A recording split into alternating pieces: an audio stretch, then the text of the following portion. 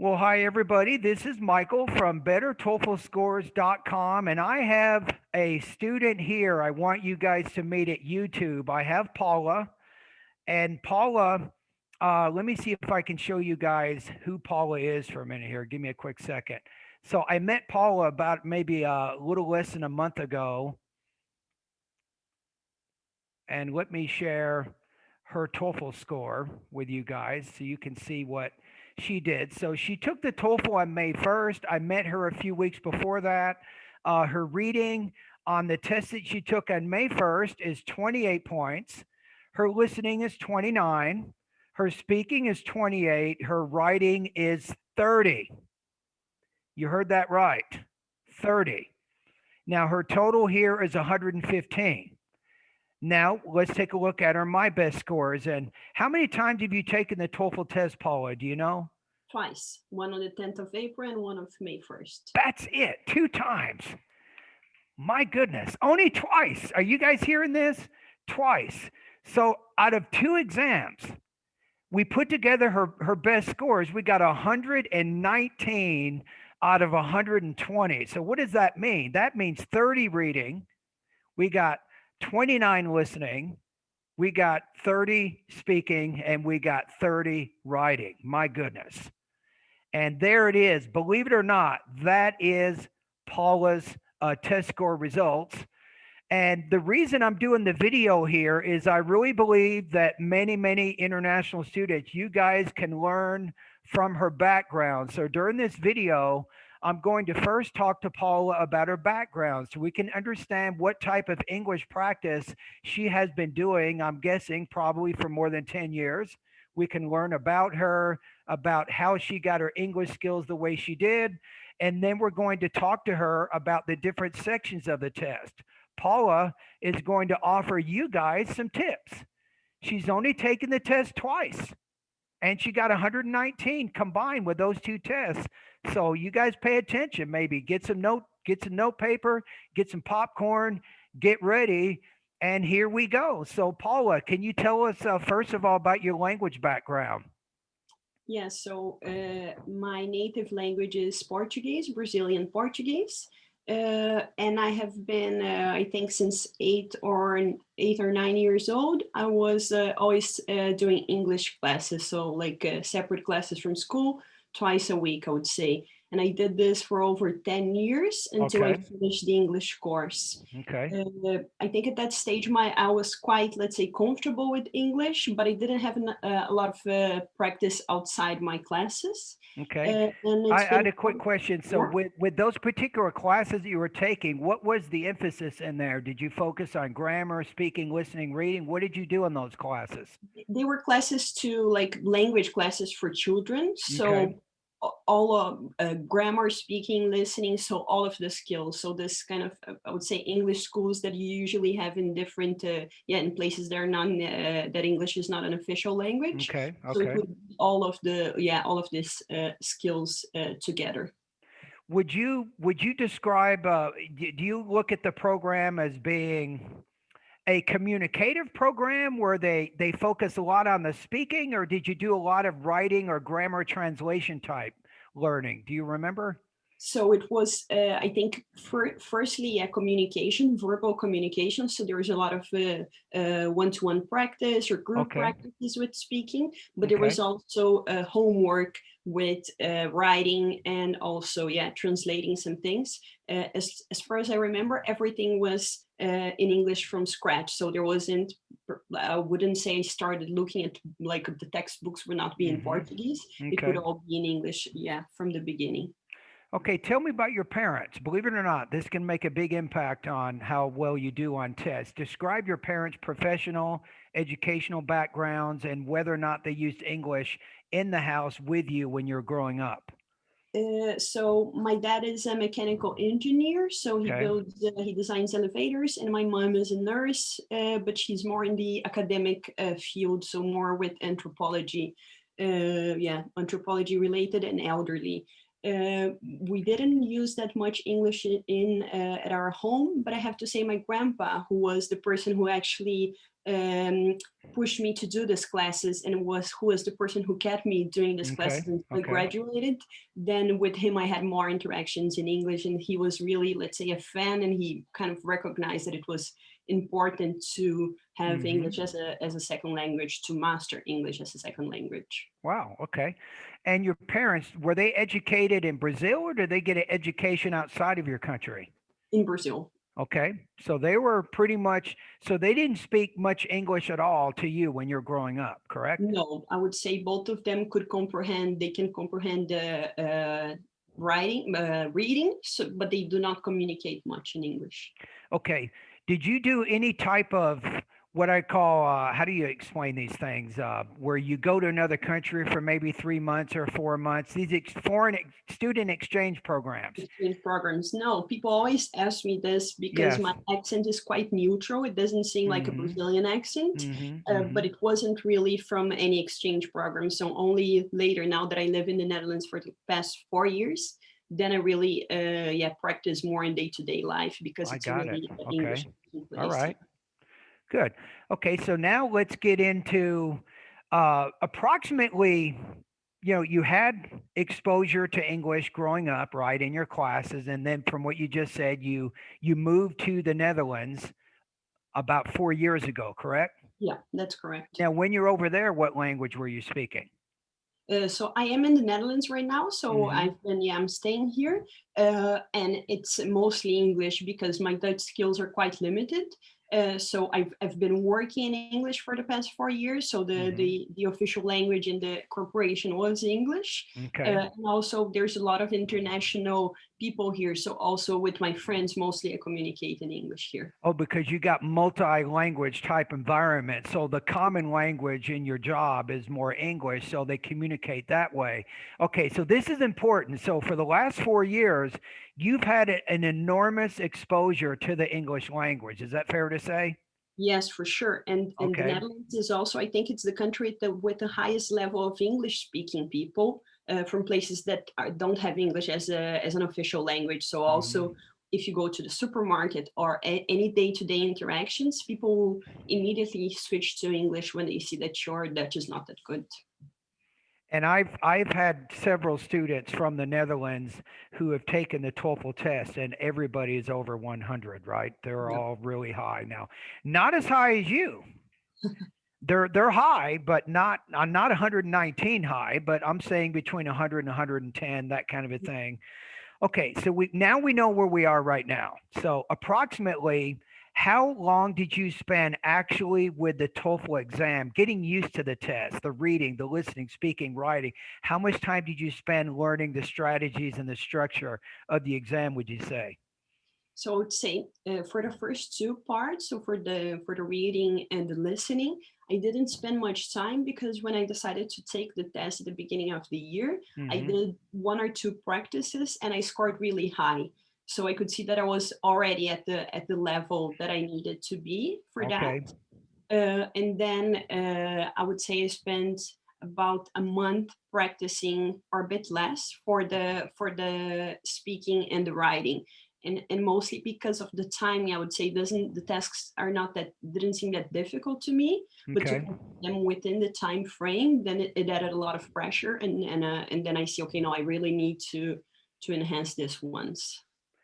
Okay, let's go back to your job for a minute here. Now, everybody at YouTube now wants you guys to understand, right? She's saying that she studied the TOEFL maybe for a month or so, which is not very long. But remember, she already said she had a lot of English practice and exposure since she was a young girl, all the way up until she moved to the Netherlands. And she's had 4 years of incredible exposure to the English. So, all of these things, they really have a very big impact on her ability to control her language use, to have good delivery, speaking, good organization, and all those things.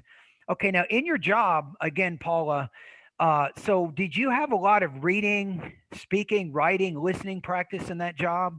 Yeah, so what I did, my job was mostly auditing interactions, so customer service Okay. interactions. So I Oh, would do something for Portuguese and for Spanish that I can understand a bit, but mostly English. So I spend most of my days listening to English interactions and evaluating them. So writing about them, including spelling and grammar. So even Wow. if it's not for Wow. the academic level, but for the corporate level, right? So there is a bit of tolerance there. It's not such Yeah, yeah. it doesn't demand such a good command of the language, but I did spend a lot of time doing that. Yeah. And that's why you told me that you did the professional writing thing. I remember you telling me about this now. It's coming back to me. Yeah. Uh, okay, perfect. This is good. Okay, so let's start with the reading. So, when you take the reading section of the TOEFL exam, right? So, you have these reading passages, you have different kinds of questions. What is some advice that you may have for other students taking the exam in terms of reading? So I would say first is to give to do a first read of the texts just to get the main idea, because when you get to the questions, then mostly you can see again if you missed something. So I would say it's better to get a general idea than to spend a lot of time there trying to understand all the details, because Okay. sometimes the subjects are not so relatable. So Hmm. it might be that it gets a bit tricky. They, And they call them conceptually dense type reading materials. They're complicated. They have concepts, academic things. So yeah, they can be tough. Okay, keep going.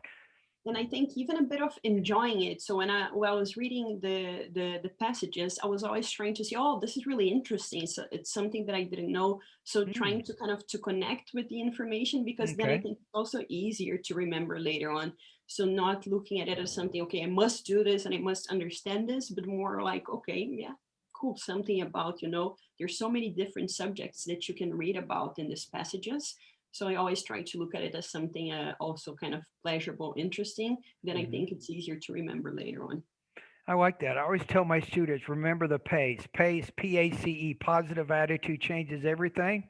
Mhm. So you can look at the reading, crap, here's another boring passage about Kodiak bears. Or you can, hey, I didn't know that. These bears are 500 kilograms and they can be 3 kilometers tall. So you look at it as an opportunity to learn, to understand. So you're more positive. Now, as you're doing the reading, do you take any notes at all? Or do you just remember it in your head? Not for the reading, only for the listening bits that I write. For the reading, no. Okay. So let me make sure I'm getting what you're saying. So you like to read the passage pretty quickly, then you go to the different questions and begin answering them. Yeah. Okay. And I would say, because then there's I think the questions, they have a really different level. So some of them will be really quick and easy to go through. Mm-hmm. And I try not to, let's say, not to doubt myself too much in them, because then it might be that I overly complicate them. And when I get to the more complex questions, then I really take my time, because I save the time in those easier questions that I kind of have time to use in the most complicated ones. Mm. Good strategy. And you got what was it again? It was 30 or 29 on the reading. 30, yeah. 30. In Wow. the first time I got 30. In the second time a bit less, because I think I was kind of saving energy for the writing. Okay. All right. Trying to pace yourself. Yes, for sure. Okay, let's take a look at the listening. So, the listening passage, you have some academic discussions and some lectures. You have questions after that. Generally, what are some tips and advice that you might have for students during the listening section of the TOEFL exam? I think for the listening, definitely to write as many notes as I can, because I find that you cannot refer back as you can with the reading. So for the listening, for sure, taking as many notes as possible. And I think trying to grasp kind of the main ideas in it and note down some specifics. So while listening, I'm trying to keep in my brain the main ideas and Hmm. write down some more specifics, because then the questions will usually be a combination of this. And I'm guessing that your training in your job and your participating in your job and things probably made it quite easy for you on both of the reading and the listening sections because you're already used to doing these kinds of things. Yes, and also in Brazil, to enter university, you also have a really dense and long tests to complete. So I think I don't, there is something similar, I think, in the US, right, Hmm. to enter the university. And I've been trained a lot for that to start the Okay. university. So multiple choice questions were also something that I had practiced a lot before. Hmm. Yeah, we have in the United, what is it? The SAT and the ACT, the scholarly English, these admissions exams for students in the United States take those tests that helps them gain admission into universities that they want to go to. Yeah, exactly. Okay. All right. Well, let's move on to the speaking. The speaking, you got 30. Speaking is very tough. You got those four speaking tasks. You have the independent task. You have the integrated speaking task. You have the reading, the listening, speaking, academic, campus related. Then you have the listening, speaking, academic. So, generally speaking, what are your strategies on that? What do you tell students to do that's going to help them get that really high score on the speaking section? So, well, I think for sure practicing, right? Because not necessarily practicing for the tasks, but practicing having conversations, spoken interactions. Because I think you don't have time to really think through an answer, so it needs to be something almost automatic. Hmm. And also to, I think when you get to the level that you're thinking in English, you don't have to translate your thoughts and then Good. speak. It makes a huge difference because it's really about the time. It's not that it will be overly complicated, but you don't have enough time to prepare a complete answer and then, let's say, read your answer. It's not going to be possible. So you really need it needs to be almost, automatic, fluent, native, say. I have a student right now from Japan, Paula, and his speaking is not quite automatic yet. He's trying to get there. He's not like you, but he's not going to score 30, but his goal is 26. I think that's a reasonable goal. And one thing that he's doing right now, it's a little unusual. He writes his entire script for his speaking practice test first. He writes the whole thing out. He corrects all his grammar, vocabulary. He puts the transition words in there. He makes sure it's organized. He practices it several times, and then he sends it for me to listen to. And he's been doing this now for 2 weeks, almost every day. And he's almost at the point where he no longer needs to write the script. It's almost automatic to him, almost, not quite, but he's getting there. So kind of as a strategy to get there. And I think this is also really important because if you just practice saying things but then later, you're going to re-listen to it, it might be harder to kind of error correct yourself. But Hmm. when you actually review it, I think it's better for the learning because then you're getting closer to the idea or where you want to be, right, for the test. So for sure, I think as a way of studying, it can work. Was there anything surprising to you when you're taking the speaking? Did anything during the test, did it make you uncomfortable? Or did it surprise you? Like, oh, I didn't know, or anything like that that caught you off guard, maybe? Um, Or you felt like you were pretty prepared when you took it, nothing surprised you whatsoever? it was when I first practiced for it. It was when I thought, okay, this is not going to be as easy as I thought. It's going to be tough because it is really short time frames. I did have a good idea, so I studied a lot of kind of the structure each of the tasks, so Hmm. my brain Hmm. would be kind of prepared for what would come next. So I knew, for example, for the first task that I had to write, think, okay, do I agree or disagree with it, and write down two arguments or just two words that will kind of bring me an argument when I have to start speaking. And I would say, I think for the listening, perhaps I was a bit surprised because the sections are timed differently. So the first time I took the test, I got, when I finished, I think the first section, I thought it was done and it was going automatically to the speaking. So I call out someone, say, oh, I think it's going already before the break. So I think this is something important to notice that you have separate timings that once it gets to the end, it doesn't mean, okay, now it's done and you go to the break, but you have a second part at least. Sometimes I Hmm. think it can be more. Um, but Okay. for speaking overall, I would say, perhaps the short times is always what surprised me. I always had difficulties to wrap it up before the end of the recording. So I think this is the hardest point, hardest thing to control everything you're saying and think about your arguments, but also to consider when you need to wrap it up. So going towards the end of your sentences. Okay. And then Let's move over to the writing now. So the last section. So this is kind of where we cross paths, and this is quite common. I might have somebody come by onlinetoeflcourse.com. They have all subtotal good scores except for maybe speaking or except for writing, or maybe their listening is bad or their reading is not that high. So when I met you, Paula, tell us a little bit about your process. So you did the free TOEFL writing evaluation service first, right? And then Yeah. I gave you some feedback on that, and then you decided to do an error correction. We had a time. It was, if I remember correctly, you were taking the test on a Friday or Saturday, and I only had 1 or 2 days to get that video feedback finished. So as soon as you sent it to me, I gave you the feedback. I think the next day. Is that right? Yeah, that's correct. Well, I think to Okay. me, because we are kind of a almost different day sometimes. But yeah, I probably sent you on a Monday. I sent you the free writing essay, Okay. free writing service, and you replied the next day. And I think I sent the essay for you to you on Thursday, and you replied like I had it on Friday morning. So I had the whole Friday Okay. to read Good. the feedback, and then I had my test on Saturday. Yeah, I knew that it was a time sensitive thing, and it takes over an hour to put these things together. Really, it does. Okay, so when I gave you the feedback on the free writing practice test, what did you get out of that? What did I tell you, if you remember?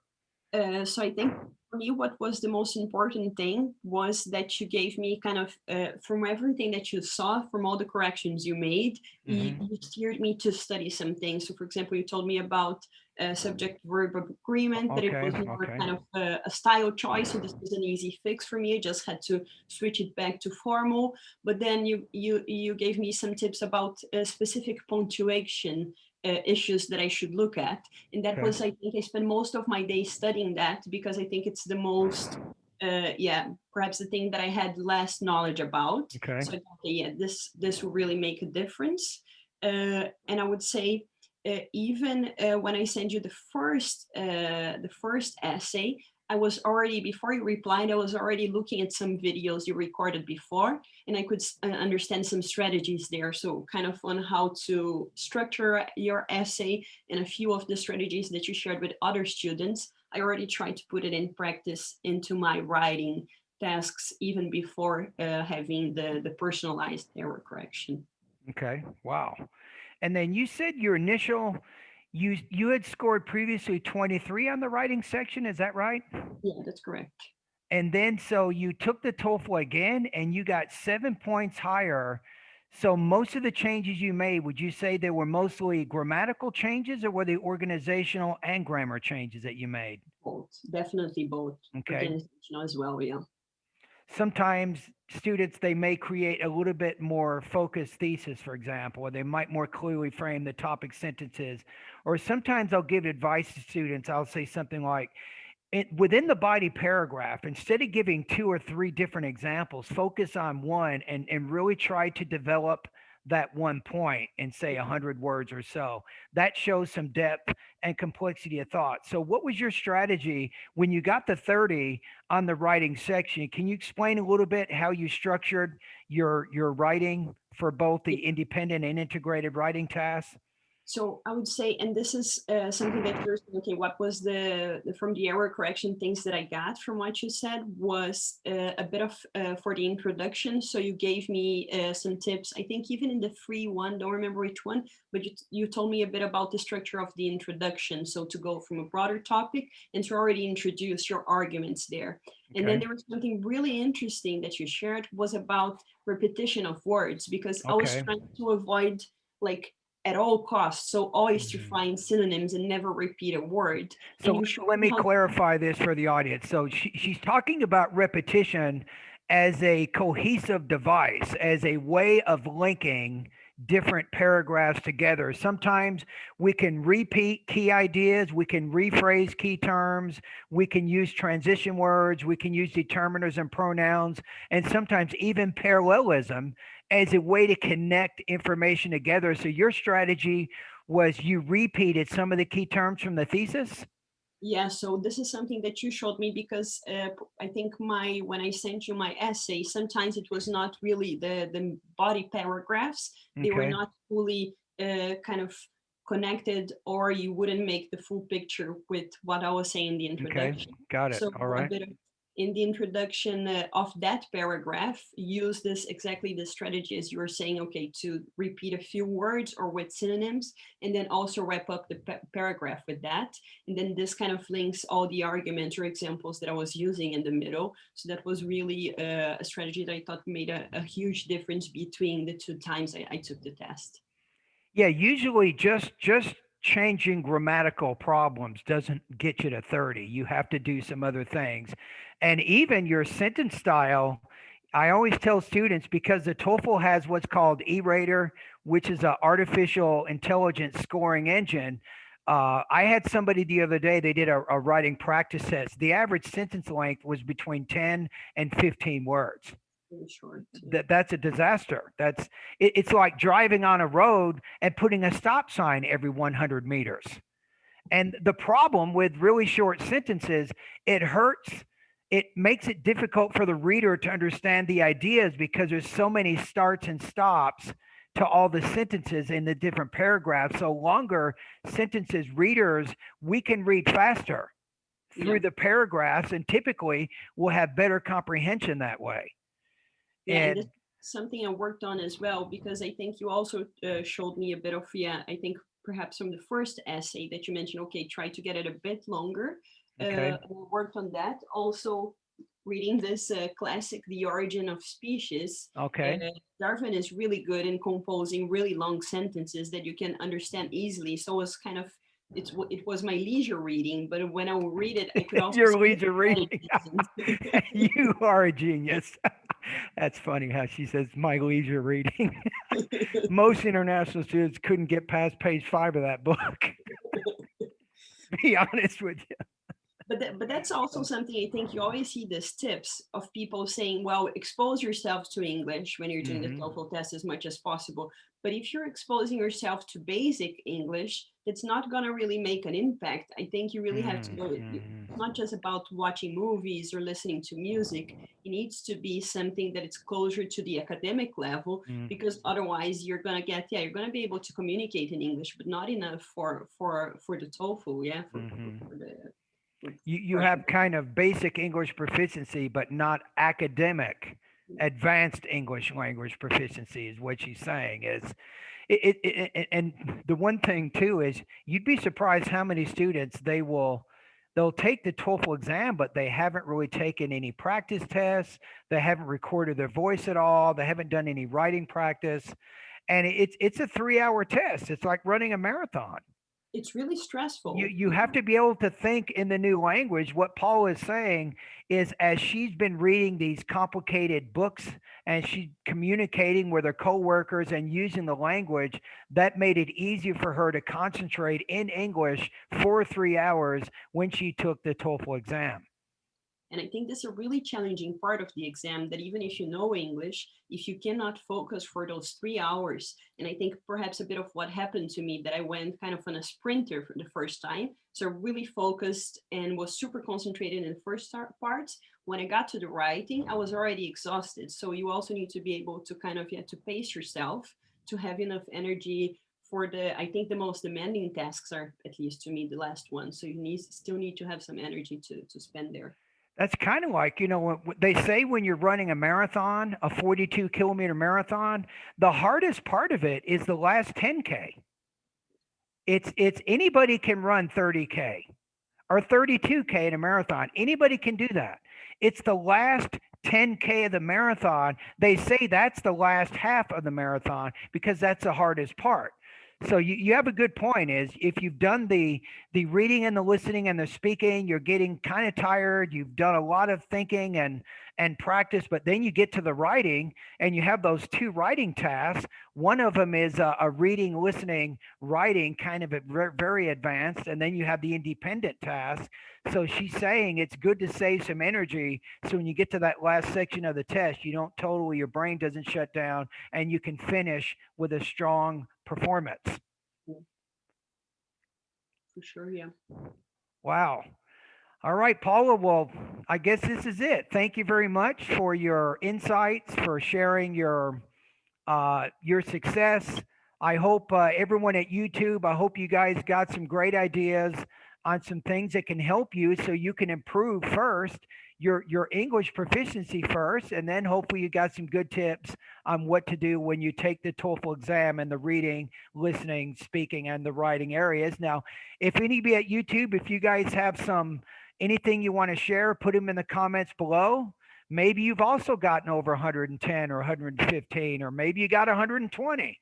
There's a few people out there. If you'd like to share your tips, share them in the comments below.